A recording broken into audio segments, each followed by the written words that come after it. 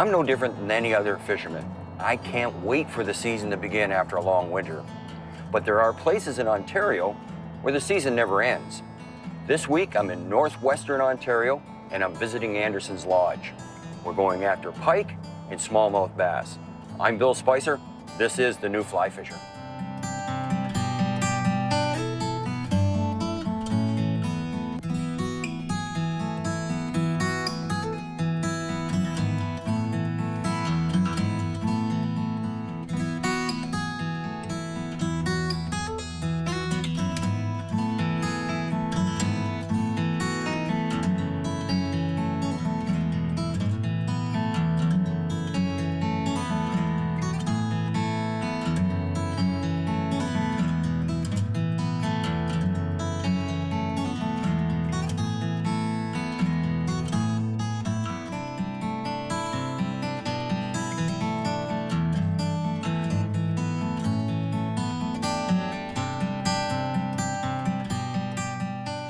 The New Fly Fisher has been made possible thanks to Ontario Sunset Country Tourism Association, Orvis Sporting Traditions,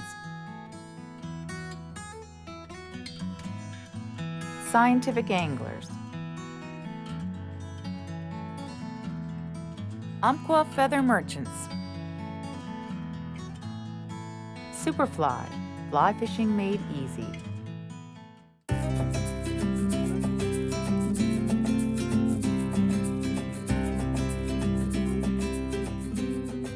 Northwestern Ontario is known for trophy muskie, walleye, lake trout, northern pike, and bass, both largemouth and smallmouth.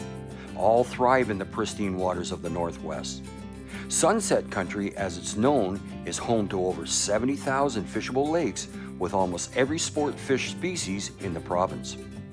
Today we visit Anderson's Lodge, a drive-to location with access to 9 different lakes and 5 different species to target. Our expert guide for this adventure is Rick Young. When I say expert, I mean it, as Rick is one of the most knowledgeable guides I've ever had the pleasure of wetting a line with. We'll be fishing Lac Lake, the largest of the 9 lakes available to Andersons. It's approximately 241 kilometers or 150 miles long and consists of open water, bays, narrow channels, and islands. It's a relatively shallow lake with many shoals. Lac Lake is noted for offering some of the best fishing in Ontario.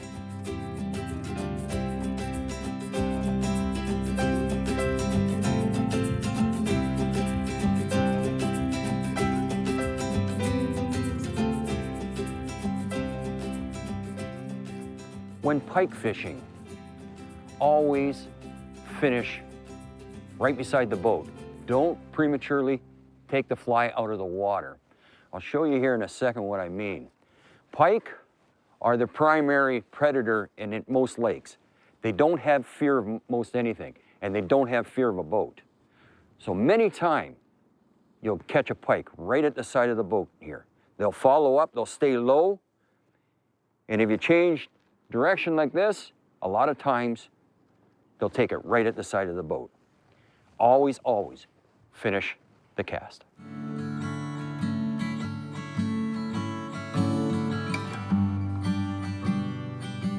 Oh, another one just took a stroke. He got it that time.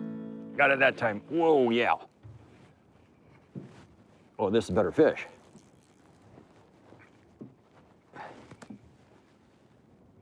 Good fish. Gotta get him on the reel.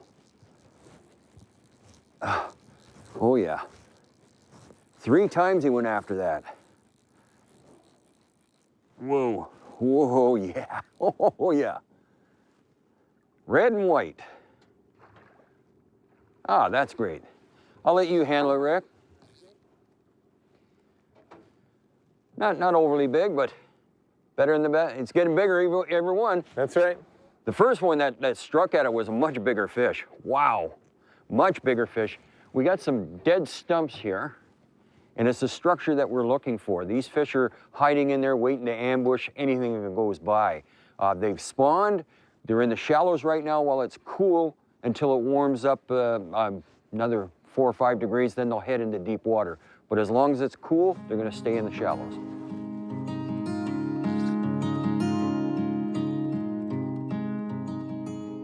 Booking at the camp, if you have very specific dates in mind, we recommend that you book pretty much a year in advance. And so many of our guests that are leaving now will book to rejoin us next year at the same time. At latest, I would suggest by January and into February, the dates are becoming quite limited.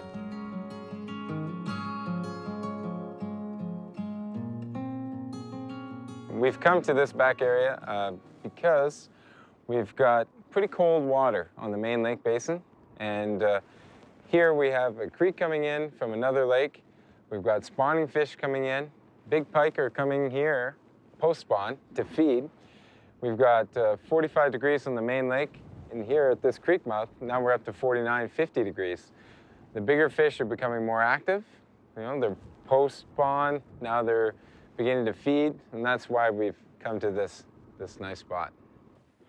Now, in pike fishing, the worst thing you can do is have a steady retrieve, just like that. It's the worst thing you can do. What you need to do is impart some action on the fly itself. And how do you do that? You vary your retrieve, like so. I'll let it sink a bit. Then I go pull, pull, stop, pull, stop, pull, pull, stop, that kind of thing. Or I use the tip of the rod, and I use a jerking motion. I never do a steady retrieve. I always give it some action. And right there. And he's staying down. Whoa, yeah. Whoa. So that just proves a point about steady retrieve. Okay, I'm gonna have to get this on the reel. You hold it tight and try to control it. If the fish decides it needs to run, then I can let it run. But I gotta get it on the reel. One thing about Andersons, they come prepared. They got the nest, here we go. All right, yeah. Now that's more like it. Oh yeah, nice fish, nice fish. That's a little more like it. A little more like the size of fish that they have here, and even bigger than this one.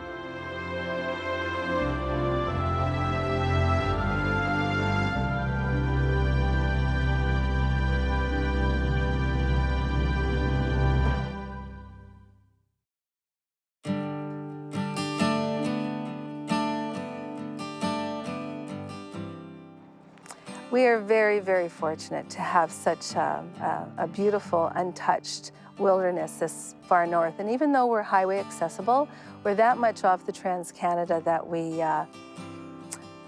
we're sort of forgotten about in some ways. And the development hasn't happened on our area lakes. So given that, we're fortunate that we don't have a lot of development, therefore not a lot of pressure. The fishing is amazing. The wilderness itself, untouched. The government has worked very hard to keep it pristine and natural, and working with the camp owners and other industry to maintain that viability of wilderness.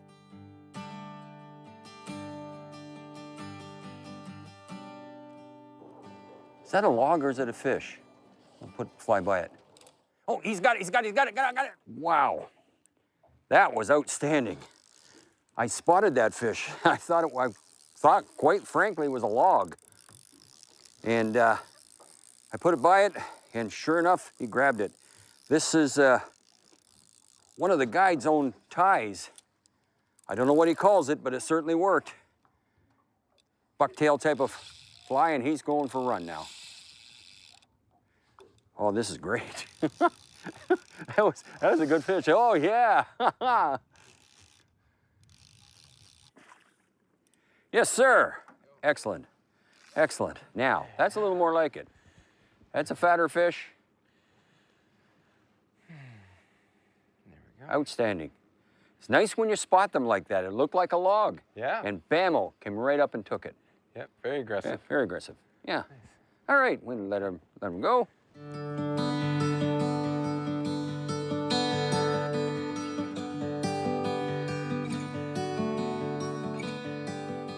clouds and light rain had moved in, and Rick mentioned this is the best time to go after walleye, and he knew of the perfect spot. Land points with sudden slopes usually hold walleye. We got a land point here. It's coming out, and that land point continues underneath the water. And what you get is a drop off on both sides. You got a point that comes out and it drops off suddenly. What I'm doing is casting towards shore. I have a heavily weighted fly, front end weighted fly. I'm letting it sink to the bottom. And all I'm doing is giving it little jerks up and down, hopping it along the bottom more or less. You gotta, it's pretty ugly casting. It's not pretty at all, but it certainly works for walleye, pike. Anytime you find a drop off like this and you know you got walleye, this is what you do. Just like the spin fishers do, we cast towards the shore, let it go right down the drop off. And generally, all you feel when you get the fish is a stop. It stops like you've snagged even. Don't give up on it. It's likely a fish.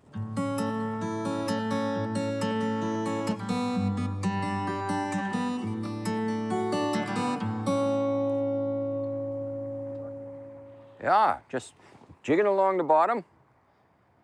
Just like Rick said, we got a drop off here off this point. And all you wait for is a stop.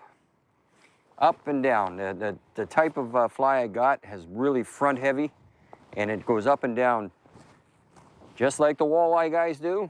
We do with a fly when you want to try to take a walleye. Now, I'm not sure this is a walleye unless it's a very large one. It's a walleye. Really nice walleye. Outstanding. Now that is completely unexpected. The size of your walleye here are quite large, aren't they? Yeah, especially in this area. Yeah. Yeah. Walleye on the fly. Now, that's 3 species I've got here. They do have muskie, but they're out of season right now, so we're not going after them. And lake trout. Well, the lake trout are in another lake, but that's an option for you off points. And walleye are the same as any other fish around here. They're very structure orientated. And find structure and drop off, you'll find walleye. Okay, and away we go with this one. There we go. Now, the fly I was using. It's a leech pattern, but there's some yellow in it, yellow eyes, and as you can see, I'll pull the split shot back. This is kind of a different kind of fly hook. This is a fly hook, it's not a jig. We had to tie the dumbbell eyes on, but it lays like this in the water and goes up and down. And what I did here, and I'll push it down, is I put a split shot right at the top because I want it to go straight down, straight up, straight down, straight up. Just the same way as the spin fishers do when they go for walleye. It's called jigging. We're just jigging the same, but using a fly.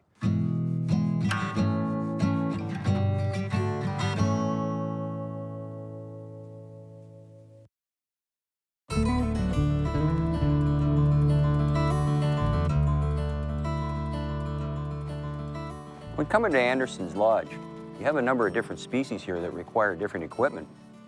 For the smallmouth and the walleye, a number 6 weight rod, 9 foot would be good.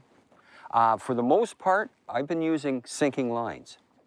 But there is a time when the smallmouth are up on top, so bring a floating line to match your rod. Now for the pike and muskie, and if you get lucky enough to get lake trout, between an 8 to a 10 weight is what you want, because the pike here are quite large at times. And when you get something that big and you're only on a 6 weight rod, you're chancing your equipment. So I would recommend between an 8 and a 10 weight rod. 9 feet is good. And for most part, sinking lines, except in the springtime, you can get away with a floating line because the pike will be in the shallows. Now for reels, again, large arbor, I like them because you can pick up a lot of line. Not necessary, your spindle reel will be just fine, but a good drag system right there.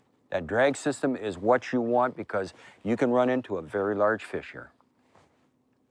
Fish. Fish, fish, fish. Fish on. Off the point again.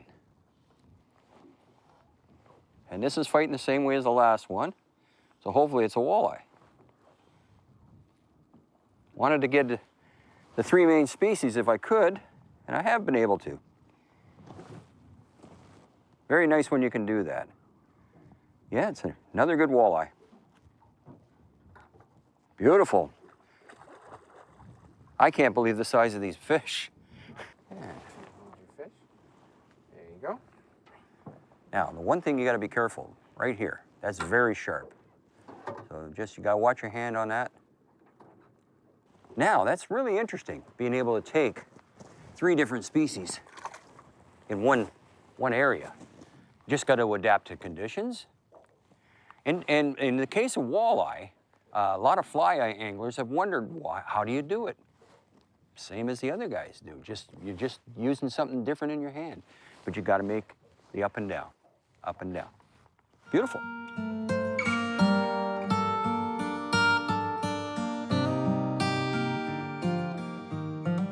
All right, Bill, now see this shoal coming off, just separated from the shore?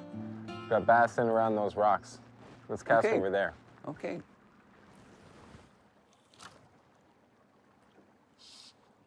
Fish on. Don't know what it is yet. We got ourselves a really nice little bass. And I'll tell you what I'm doing here. I'm casting towards shore, and it's a nice little drop off there. I'll get Rick to hold that up. Take the fly out and hold it up. Perfect hook set. Yeah, right in the nose. Yeah.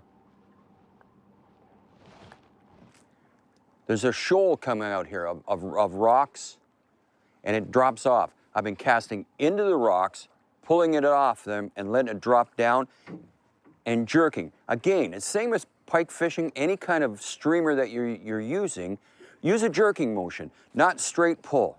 Jerking motion. Make it look like food. Make it look like it's wounded. Rick told me that they have shiners that are spawning right now. So I went with a minnow pattern. And when it's wet, it looks just like a shiner. It's about the same size the shiners are here. So yeah, it's like matching the hatch. You match the size and color of what the natural bait is, and you usually you do pretty well. Right there. I don't know, is it a bass? Yeah, it looks like a bass. That's kind of on the small side, but it's a bass.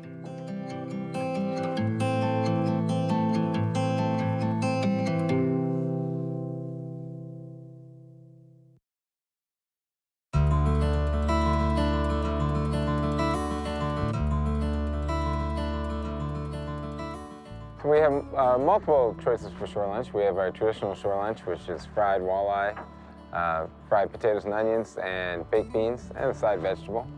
And then our guests have the option to do cheeseburgers and french fries, or brats and french fries, or even just the sandwiches. If you want to do a quicker shore lunch, you know, it's a hotter day, you don't want to do the fried fish, do some cold sandwiches.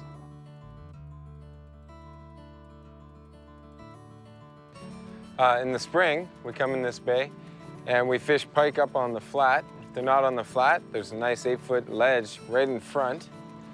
And then we continue up this shoreline and work smallmouth along the rock wall. And I think we'll do that today. Oh, fish on. Fish on.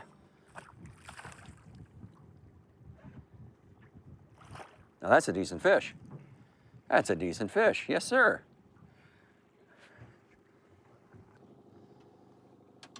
Against the wall here, trying to hit it.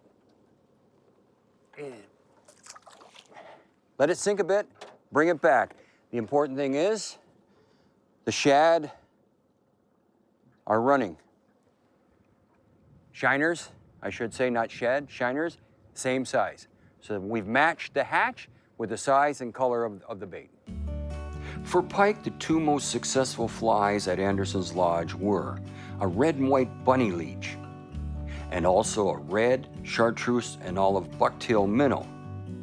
For walleye, we used a brown bunny leech with large yellow dumbbell eyes and a yellow tip on the tail. This was tied on an upturned hook that always rides hook up and is very snag resistant. When fishing for pike, it's very important you use a wire bite tippet of at least 18 inches between your leader and your fly. Pike are notorious for biting flies off.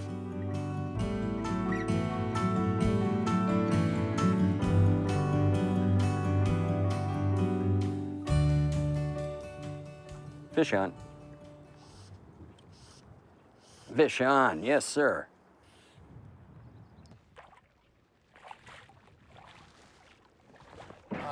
There we go. Yeah, yeah. Woohoo! That is a bass. Wowee. Oh my goodness, look at the size of it. This made the whole trip worth it, Rick. This made the whole trip worth it. Excellent, excellent. Away he goes. Rick, Good job, Bill. oh man, that was outstanding. Good suggestion. Rock walls produce. They tend to gather there to feed. I'd like to thank Anderson's Lodge for their hospitality and having us this week. For more information on this show and others in our series, visit us on the web at thenewflyfisher.com. From all of us here at The New Fly Fisher, thanks for joining us. Tight lines, and we'll see you next week. The New Fly Fisher has been made possible thanks to Ontario Sunset Country Tourism Association, GoFishingOntario.com, Orvis Sporting Traditions, Scientific Anglers, Umpqua Feather Merchants, Superfly, fly fishing made easy.